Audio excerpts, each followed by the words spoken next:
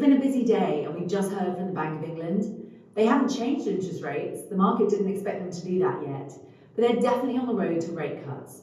And today's meeting could be considered the Bank of England's dovish pivot.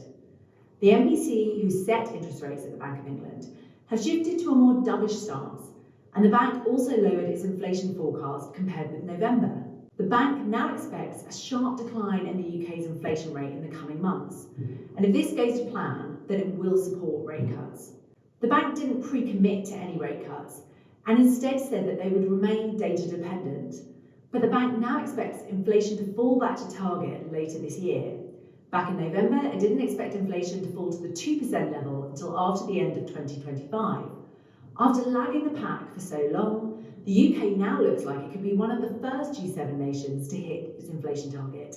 The bank's governor, Andrew Bailey, also acknowledged that although growth is likely to be weak at the start of this year, lower energy bills could support the economy in the second half of 2024. The fact that the bank does not think that monetary policy will need to go higher from here is a sign that their 14 rate hikes in this cycle have worked at bringing down inflation without causing the economy to go into a deep recession. Although there are upside risks to inflation, for example, tension in the Middle East and the Red Sea, the bank seems happy to shift to its direction. And even though they haven't yet cut interest rates, the market believes that they will do so in May. If this turns out to be true, it should be good for UK stocks, especially those sectors that are linked to the domestic economy, like consumer staples and consumer discretionary stocks. The upbeat message from the bank might also limit sterling upside for now. Thanks everyone for watching, and see you soon.